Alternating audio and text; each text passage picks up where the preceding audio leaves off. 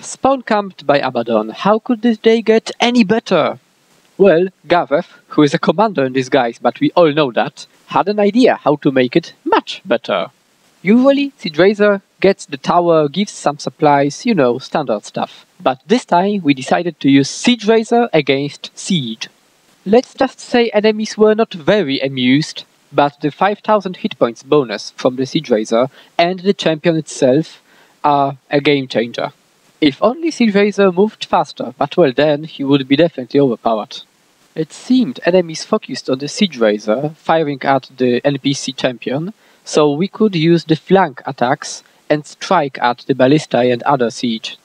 The combination of SIEGErazer, some standard berserker-based PvE players in the commander's group, and our flanking strikes results in a lot of enemies being downed. After the critical mass of enemy has been broken, they can do only one thing: evacuate. SIEGErazer is unstoppable for 15-20 people. Even if they have taken reinforcements and they were able to stop us and SIEGErazer, we could fire the event one by one simply to destroy the siege, and they would run out of the siege. As we are close to the spawn, their reinforcements have longer way to come here, and when they were busy here, we could attack Vale and Hero camps. So yeah, spawn camping is not the end of the world. If it happens to you, you can always use the other exits or activate SIEGErazer if you have 10 people on the map, of course. The insidious plan of our enemies was to use trebuchets with supply drain. Look at my supply, it was 11 in the beginning. This stopped our counterattack before we got supplies, and then it was too late. As a side note, please notice the guardian I have selected here, the Squire one. He either has a lot of teleport skills, which I have never noticed, or he is cheating a bit. Every server has some cheaters, but it's a shame we can't do anything about it, really.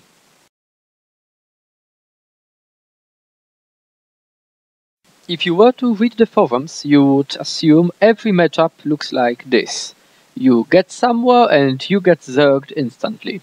This is obviously not true. I mean, it's not like there are only zergs around. But the matchups became far more zergy than it used to be. But roamers can play with zergs too. We simply need to play a bit differently. For example here, an Overglade zerg attacked the camp, which is not ours, and one of them was downed by a supervisor who had righteous indignation. I was able to strike at him, hit him several times, and look how he is being killed by a supervisor. Even with the zergs around, one can do a lot, and zerging requires some skills too, which will be quite apparent in this short clip. When we were attacked by enemy zerg, in the camp which had indignation, we scattered and tried to flee, a thief tried to execute me, and when we met together in the camp, it was one thief versus 3 of us, and the result was to be quite expected. I have to admit, many times I was thinking, screw it, I am loading decoy, I'm not playing with zergs without it. But in the end, playing with less stealth made me a bit better player, I think. I'm still learning, of course. So yeah, on to the bad choices. What is a bad choice? Bad choice is when you think you have an equal fight. It's like, wow, we've got 4 versus 4 fight, yay, let's go! And it is like 3 of you and 5 of them. Second fail is when you are a mesmer which doesn't use a lot of stealth and you've got 2 allies who are thieves. Third one, if you don't have a lot of condition removal tools and you are fighting a necromancer. And last but not least, fourth, when you play badly, and I mean it badly. I mean, I went like, charge! And they were like, lol no. And I was like, okay. So yeah, X still cannot count. The trade was satisfactory in a way, because although I have died in the process, we have killed 1 enemy, and 1 died, 1 lost, and my allies who escaped alive seems kind of okay in my book. Fights like this one are still here, and they are quite numerous. Enemies operate in normal 3 to 5 people groups. And this movie here is a fun one. It's really funny. First, we underestimate the supervisor who is indignated. Then, while I resurrected Drew, my opponent goes like, oh, I am Gw2, I accumulate power, instead of attacking. Then, the opponent obviously is killed by us, and we failed to escape unscathed. You know, all those guards and Drew still trying to readapt to a new profession. So yeah, Drew gets downed. Now, what do? It's obvious. 2 scouts are firing at him. I can put Temple Curtain, but no, I'm starting to resurrect. So low on hit points, let's do a massive teleport. So now, Temple Curtain, of course, but in wrong position. So yeah, it was a miracle I managed to get him up, but in the process I got downed. That was one large fail on my part. Fortunately, Drew managed to move away a bit and teleported back to heal me, to get me up, and this succeeded. But you have to admit, this was one of the lousiest fights ever.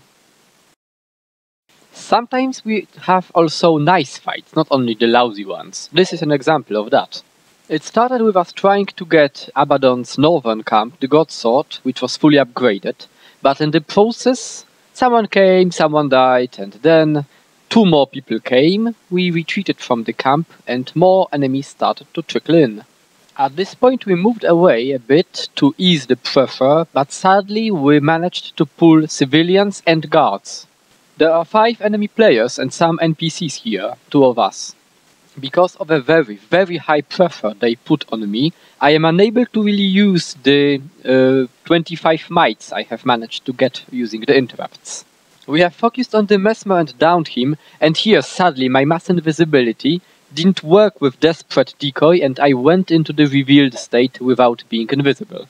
Fortunately, I got lucky and I managed to stomp him. Then some desperate evacuation mode, but they didn't follow me, they followed Drew, and they have managed to down him. So yeah, this was a game over. With no mass invisibility ready, with enemies focusing him, I was unable to really resurrect him.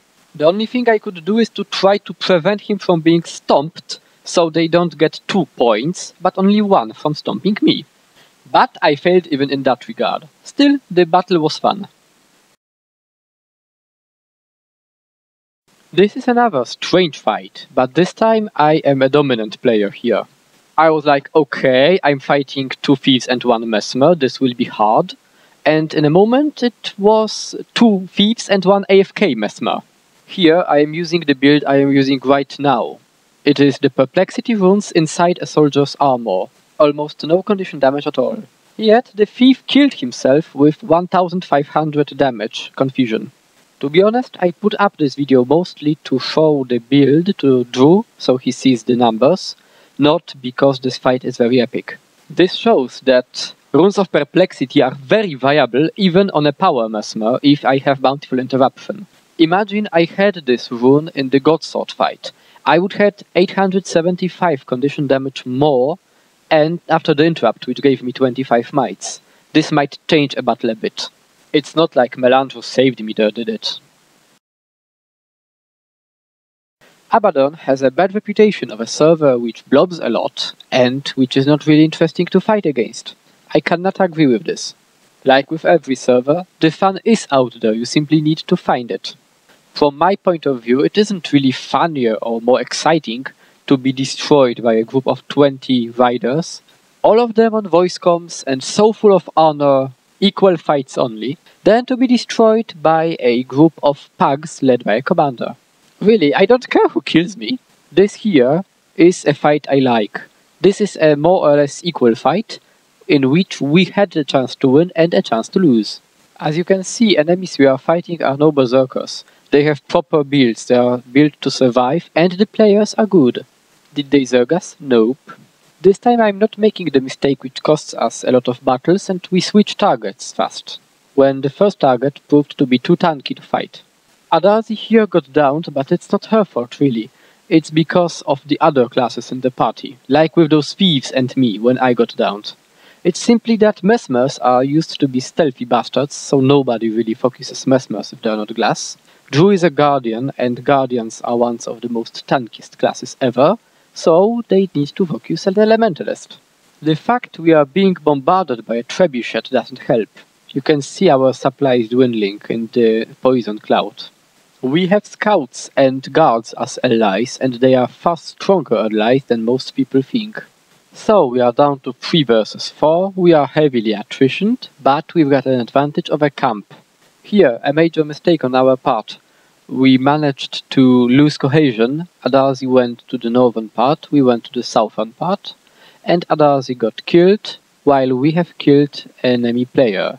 So we are 2 versus 3 now, but more enemies are coming to the camp. In short, one of the worst situations which might have happened at this moment. Before enemies get reinforcements, we are able to avenge Adarzi by killing one of the players which managed to kill her. Stupid supervisor here made it impossible for me to initiate a stomp, and as this was a thief, he could teleport. If I managed to start a stomp, I could try to teleport stomp him. We are starting to fight around the body of the downed thief, so they want to resurrect him and we want to stomp or kill him. We down an elementalist in the process, and here I make a mistake. I should focus on the thief and do something to the person resurrecting the thief, and let Drew stomp the elementalist. Yet I didn't. I let Drew stomp him much later, so the thief got raised.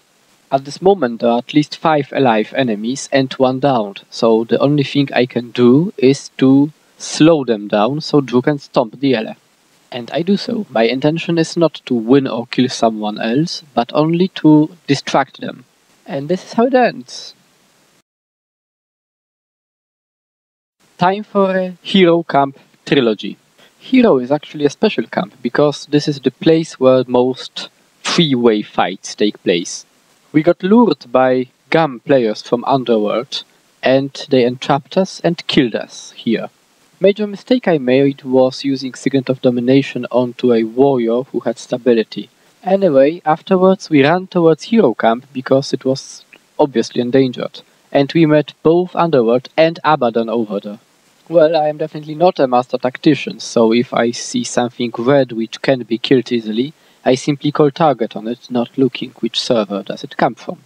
At this point it was too early in the fight to tactically resurrect particular enemies. As you can see, the skirmish is really a three-way one, and because everyone involved is kind of tanky, this fight takes a while.